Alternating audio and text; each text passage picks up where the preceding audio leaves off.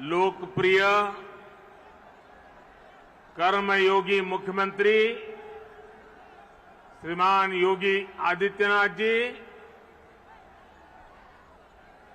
यहां के कर्मठ हमारे पुराने साथी उप मुख्यमंत्री श्री केशव प्रसाद मौर्य जी, केंद्रीय मंत्रिपरिषद में मेरे सहयोगी श्री ज्योतिरादित्य सिंधिया जी, जनरल वीके सिंह जी, संजीव बालियान जी, एसपी सिंह बघेल जी, बीएल वर्मा जी, उत्तर प्रदेश सरकार में मंत्री श्री लक्ष्मी नारायण चौधरी जी, श्री जयप्रताप सिंह जी, श्रीकांत शर्मा जी, भूपेंद्र चौधरी जी, नंदगोपाल गुप्ता जी, अनिल शर्मा जी, धर्मसिंह सैनी जी, अशोक कटारिया जी, श्री जी.एस. धर्मेश जी, संसद में मेरे साथी डॉक्टर महेश शर्मा जी, श्री सुरेंद्र सिंह नागर जी, श्री भोला सिंह जी, स्थानीय विधायक श्री धीरेन्द्र सिंह जी, मंच पर विराजमान अन्य सभी जनप्रतिनिधिगण और विशाल संख्या में हम सबको आशीर्वाद देने के लिए आए हुए मेरे प्यारे भाइयों और बहनों, आप सभी को, देश के लोगों को, उत्तर प्रदेश के हमारे कोटि कोटि भाई बहनों को नोएडा इंटरनेशनल एयरपोर्ट के भूमि पूजन की बहुत बहुत बधाई। आज इस एयरपोर्ट के भूमि पूजन के साथ ही दाऊजी मेले के लिए प्रसिद्ध जेवर भी अंतर्राष्ट्रीय मानचित्र पर अंकित हो गया है। इसका बहुत बड़ा लाभ दिल्ली एनसीआर और पश्चिमी यूपी के करोड़ों करोड़ों लोगों को होगा। मैं इसके लिए आप सभी को, पूरे देश को बधाई देता हूं। साथियों, 21वीं सदी का नया भारत आज एक से बढ़कर एक बेहतरीन आधुनिक इंफ्रास्ट्रक्चर का निर्माण कर रहा है। बेहतर सड़कें, बेहतर रेल नेटवर्क, बेहतर एयरपोर्ट, ये सिर्फ इंफ्रास्ट्रक्चर प्रोजेक्ट्स ही नहीं होते, बल्कि ये पूरे क्षेत्र का कायाकल्प कर देते हैं, लोगों का जीवन पूरी तरह से बदल देते हैं। गरीब हो या मध्यम वर्ग, किसान हो या व्यापारी, मजदूर हो या उद्यमी, हर किसी को इसका बहुत बहुत लाभ मिलता है। इंफ्रास्ट्रक्चर प्रोजेक्ट्स की ताकत और बढ़ जाती है जब उनके साथ सीमलेस कनेक्टिविटी हो, लास्ट माइल कनेक्टिविटी हो। नोएडा इंटरनेशनल एयरपोर्ट कनेक्टिविटी की दृष्टि से भी एक बेहतरीन मॉडल बनेगा। यहां आने जाने के लिए टैक्सी से लेकर मेट्रो और रेल तक हर तरह की कनेक्टिविटी होगी। एयरपोर्ट से निकलते ही आप सीधे यमुना एक्सप्रेस वे पर आ सकते हैं। Noida, greater Noida express way तक जा सकते हैं।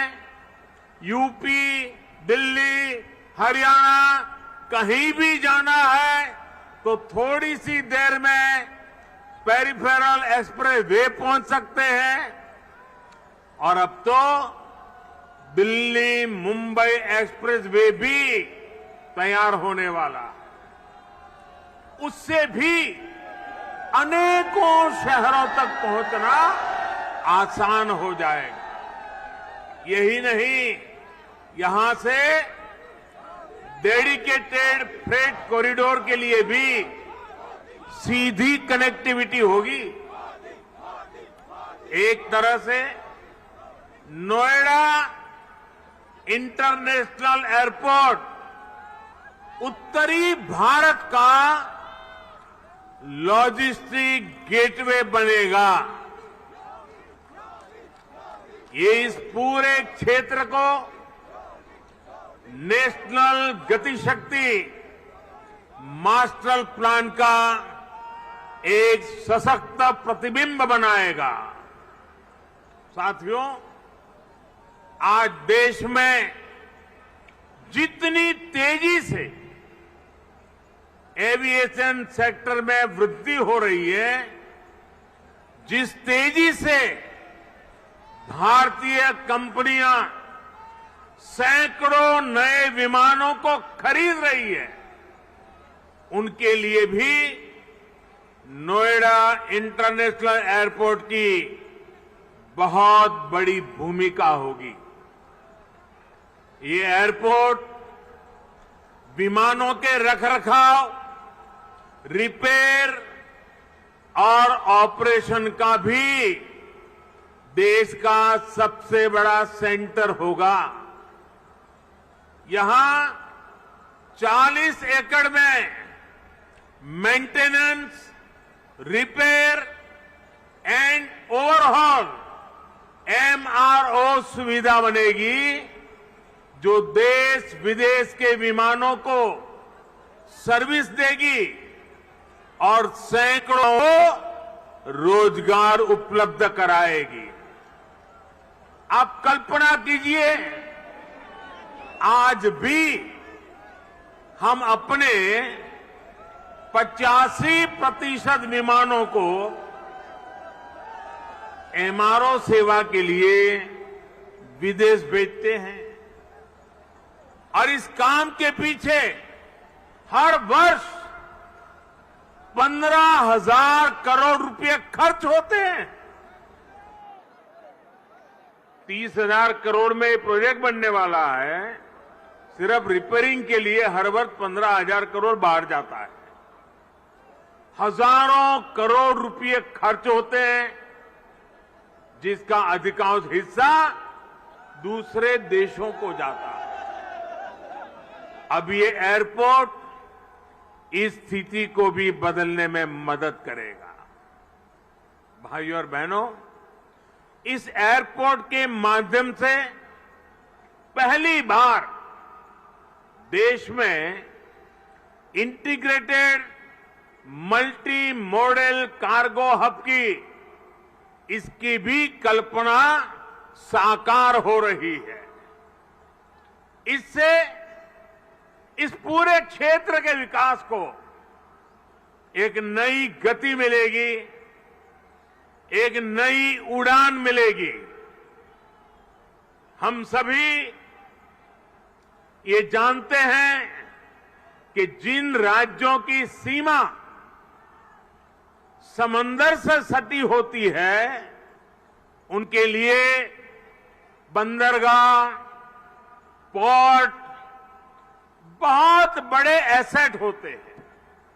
विकास के लिए उसकी एक बहुत बड़ी ताकत काम आती है, लेकिन यूपी जैसे लैंडलॉक्ड राज्यों के लिए यही भूमिका एयरपोर्ट की होती है।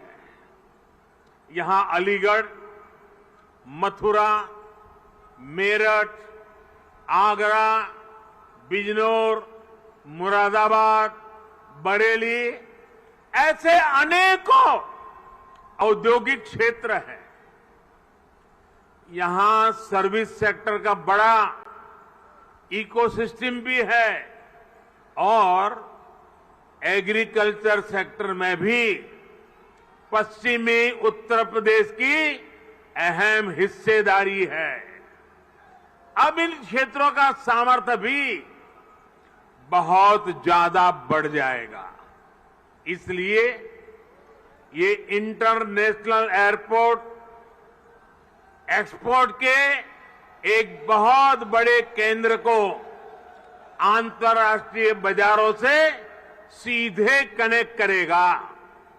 अब यहां के किसान साथी, विशेष रूप से छोटे किसान, फल, सब्जी, मछली जैसी जल्दी खराब होने वाली उपज को सीधे एक्सपोर्ट कर पाएंगे। हमारे जो खुर्जा क्षेत्र के कलाकार हैं, मेरठ की स्पोर्ट्स इंडस्ट्री है, सहारनपुर का फर्नीचर है, मुरादाबाद का पीतल उद्योग है, आगरा का फुटवियर और पैठा है, पश्चिमी यूपी के अनेक एमएसएमईज को भी विदेशी मार्केट तक पहुंचने में अब और आसानी होगी।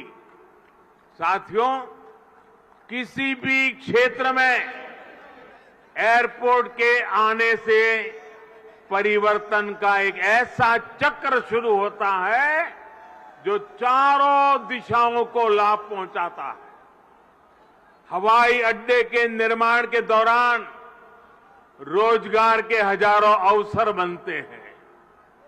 हवाई अड्डे को सुचारू रूप से चलाने के लिए भी हजारों लोगों की आवश्यकता होती है। पश्चिमी यूपी के हजारों लोगों को ये एयरपोर्ट नए रोजगार भी देगा। राजधानी के पास होने से पहले ऐसे क्षेत्रों को एयरपोर्ट जैसी सुविधाओं से नहीं जोड़ा जाता था। माना जाता था कि दिल्ली में तो एयरपोर्ट और दूसरी सुविधाएं है ही। हमने इस सोच को बदला।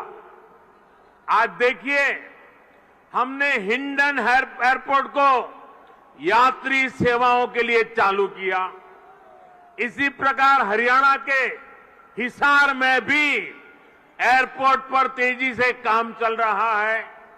भाइयों और बहनों, जब एयर कनेक्टिविटी बढ़ती है तो टूरिज्म भी उतना ही ज्यादा फलता फूलता है।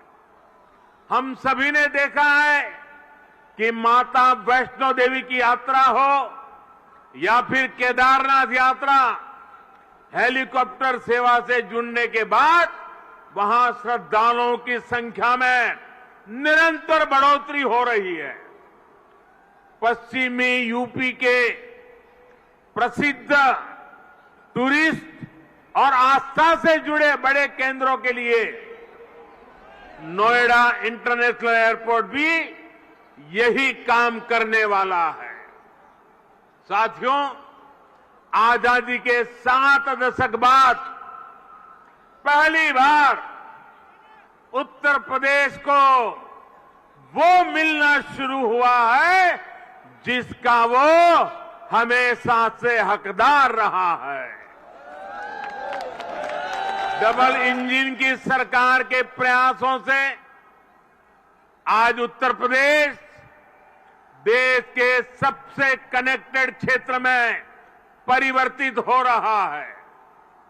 यहां पश्चिमी यूपी में भी लाखों करोड़ रुपए के प्रोजेक्ट पर तेजी से काम चल रहा है। रैपिड रेल कॉरिडोर हो, एक्सप्रेस वे हो, मेट्रो कनेक्टिविटी हो, पूर्वी और पश्चिमी समंदर से यूपी को जोड़ने वाले डेडिकेटेड फ्रेट कॉरिडोर हो, ये आधुनिक होते उत्तर प्रदेश की नई पहचान बन रहे हैं। आजादी के इतने सालों तक तो उत्तर प्रदेश को ताने सुनने के लिए मजबूर कर दिया गया था। कभी गरीबी के ताने, कभी जात पात की राजनीति के ताने, कभी हजारों करोड़ रुपयों के घोटालों के ताने, कभी खराब सड़कों के ताने, कभी उद्योगों के अभाव के ताने, कभी ठप पड़े विकास के ताने, कभी अपराधी माफिया और राजनीति के गठजोड़ के ताने। यूपी के कोटि कोटि सामर्थ्यवान लोगों का यही सवाल था कि क्या वाकई कभी यूपी की एक सकारात्मक छवि बन पाएगी कि नहीं बन पाएगी।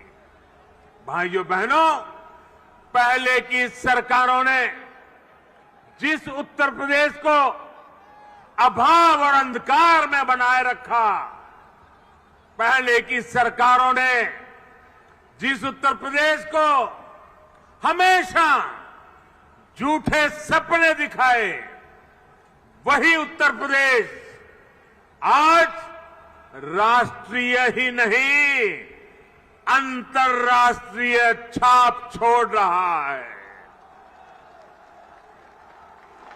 आज यूपी में अंतर्राष्ट्रीय स्तर के मेडिकल संस्थान बन रहे हैं।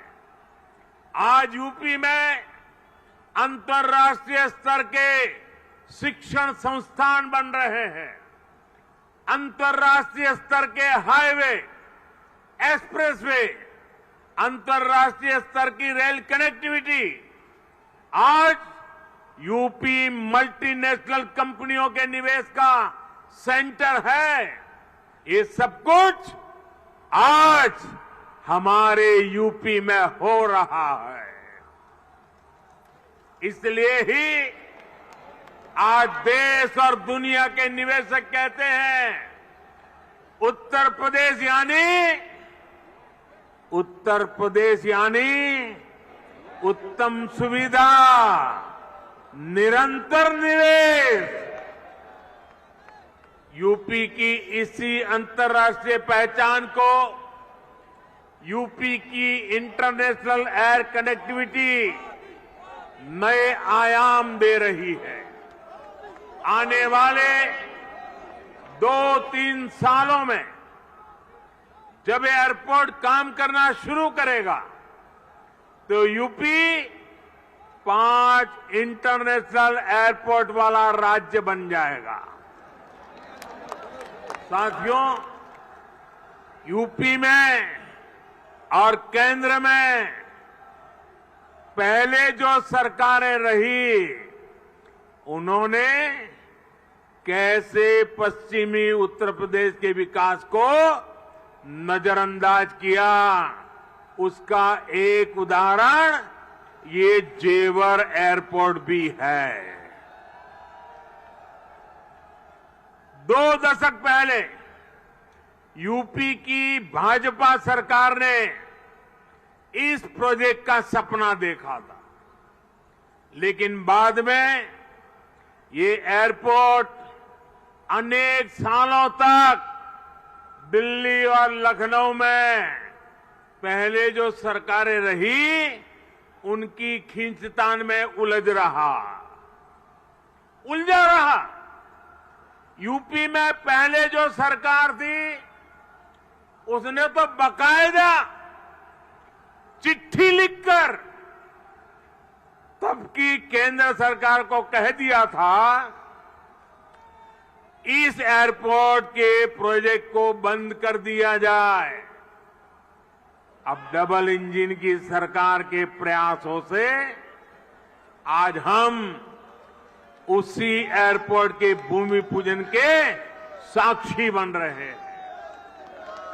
वैसे साथियों, मैं आज एक बात और कहूंगा।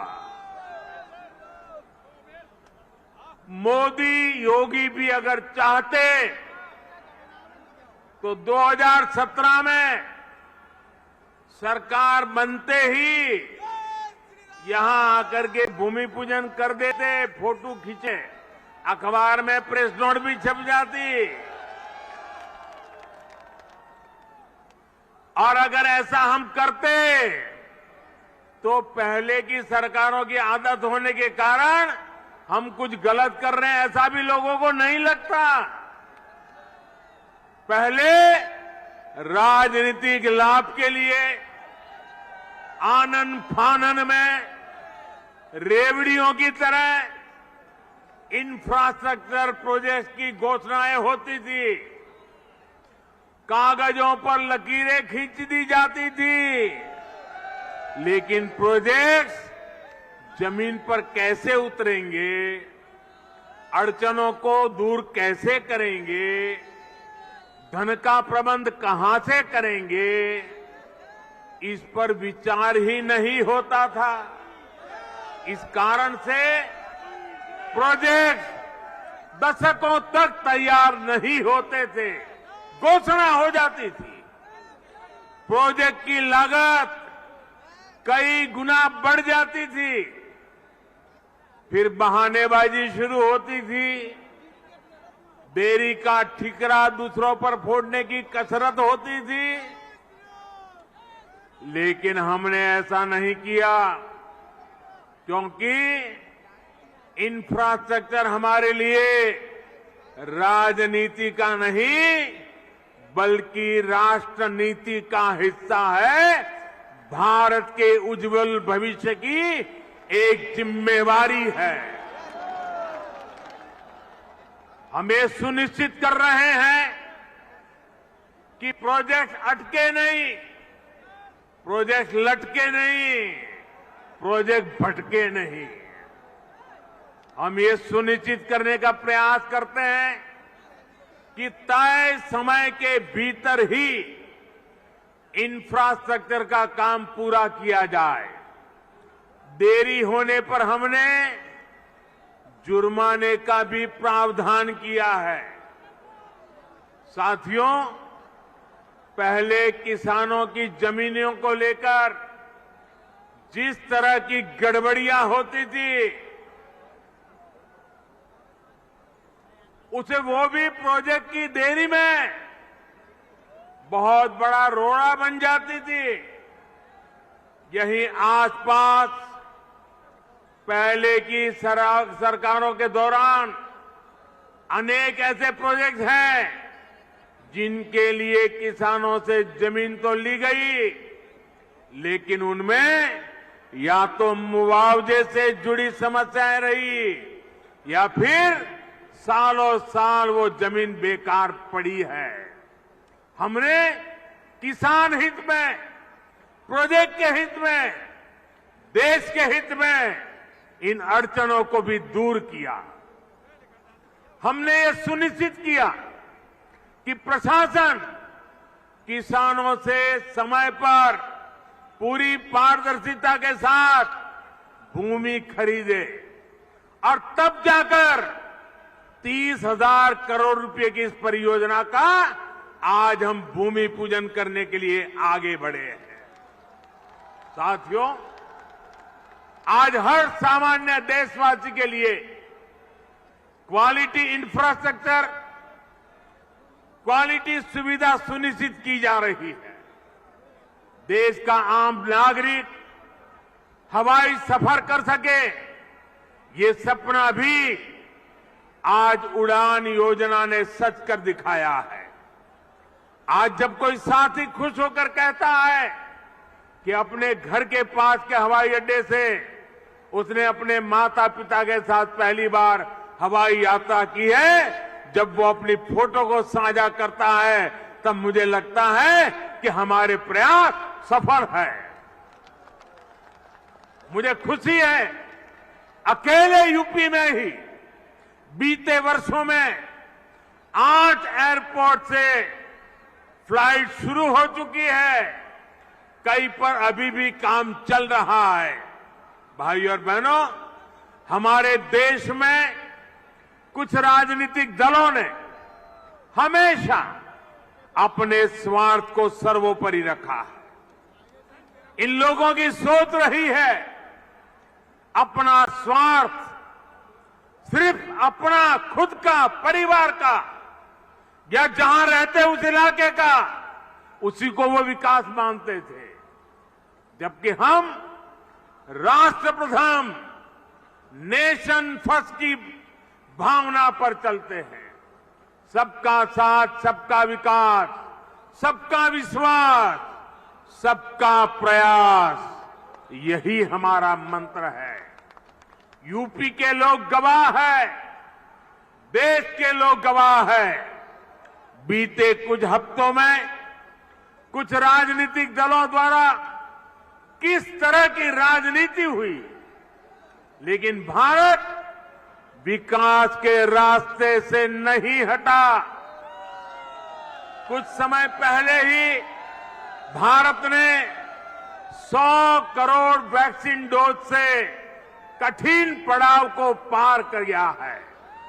इसी महीने की शुरुआत में भारत ने वर्ष 2070 तक नेट जीरो के लक्ष्य का ऐलान किया है। कुछ समय पहले ही कुशीनगर में इंटरनेशनल एयरपोर्ट का लोकार्पण किया गया। यूपी में ही एक साथ 9 मेडिकल कॉलेज की शुरुआत करके देश के हेल्थ इंफ्रास्ट्रक्चर को मजबूत किया गया। महोबा में नए डैम और सिंचाई परियोजनाओं का लोकार्पण हुआ, तो झांसी में डिफेंस कॉरिडोर के काम ने गति पकड़ी। पिछले हफ्ते ही पूर्वांचल एक्सप्रेसवे यूपी वासियों को समर्पित किया गया। उससे एक दिन पहले ही हमने जनजातीय गौरव दिवस मनाया।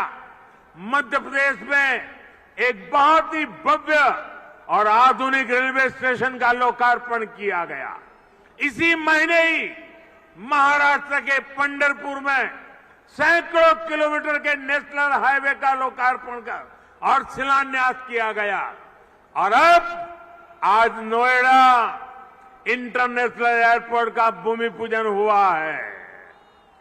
हमारी राष्ट्रभक्ति के सामने, हमारी राष्ट्र सेवा के सामने कुछ राजनीतिक दलों की स्वार्थ नीति कभी टिक नहीं सकती।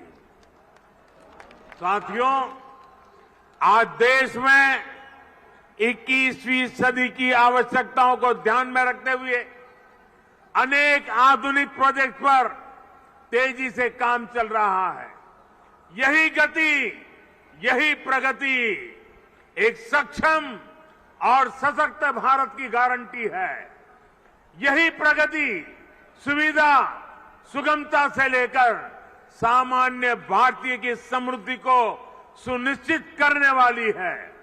आप सभी के आशीर्वाद से, डबल इंजन सरकार की प्रतिबद्धता से यूपी में इसमें अग्रणी भूमिका निभाएंगे। हम मिलकर आगे बढ़ेंगे।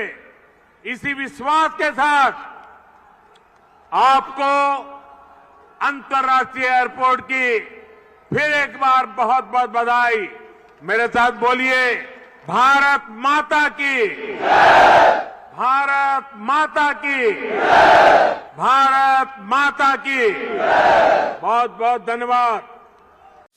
खबरों के निष्पक्ष विश्लेषण के लिए सब्सक्राइब करें Janatantra TV and press the bell icon. Never miss any update.